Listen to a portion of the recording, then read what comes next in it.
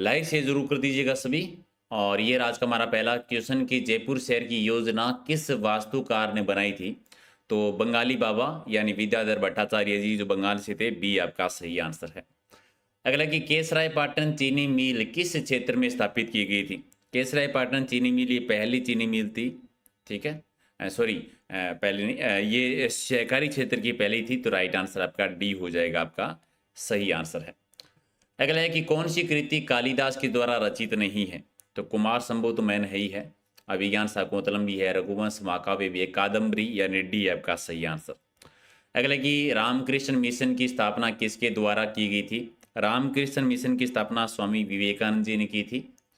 इनके गुरु थे रामकृष्ण परमहंस जी। तो एक आपका सही है। अगला है कि निम्नलिखित में से किसने 1950-51 में कालीबंगा की पहचान की थी। ए घोष यानी अमलानंद घोष ने कालीबंगा सभ्यता, जो कि हनुमानगढ़ जिले में है। अगला है कि चांद बावड़ी राजस्थान में कहाँ पर बनी हुई है। चांद बावड़ी आबानेरी में है, आबानेरी दौसा में, जहाँ पर हर्षद माता का मंदिर भी है। नेक्स्ट है कि बनी ठनी चित्रशैली किस क्षेत्र से संबंधित है। बनी ठनी एक्चुअल में एक चित्र का नाम है जो किशनगढ़ चित्रशैली से संबंधित है। निहालचंद ने बनवाया था नागदास के टाइम पर। डी आपका सही है। अगला कि प्रसिद्ध कुंभ का मेला कौन से स्थान पर आयोजित नहीं होता है। ठीक है, प्रयाग है, उज्जैन है, नासिक है, वाराणसी नहीं है, यानी सी आपका सही है।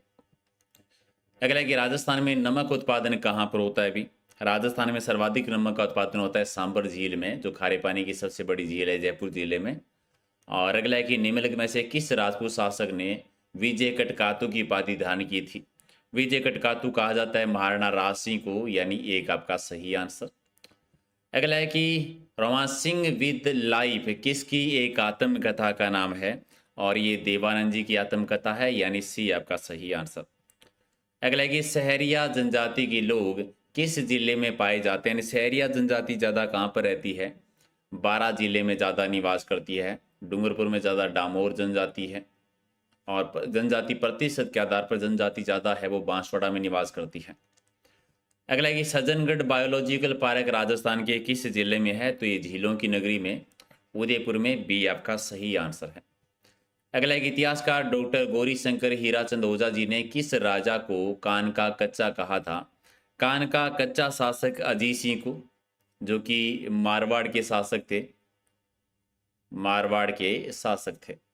अगला है कि मेक इन इंडिया का प्रतीक चिन्ह यानी लोगो क्या है। तो शेर का बना हुआ है, यानी एक आपका सही आंसर। अगला है कि राजस्थान में प्रतिवर्ष वन्य जीवों की गणना किस दिन की जाती है। तो वैशाख पूर्णिमा के दिन करते हैं। बी आपका सही आंसर। नेक्स्ट है कि बनेश्वर धाम मेला कब आयोजित किया जाता है। बनेश्वर मेला बढ़ता है डूंगरपुर में, जहाँ पर खंडी शिवलिंग की पूजा की जाती है, और ये माघ पूर्णिमा को आयोजित किया जाता है। त्रिवेणी संगम बढ़ता है, 3 नदियों का संगम। कमेंट करके बताना कौन कौन सी 3 नदियां हैं। अगला है कि गलियाकोट की दरगाह राजस्थान के किस जिले में स्थित है। गलियाकोट डूंगरपुर में है। गलियाकोट डूंगरपुर में। बी आपका सही है।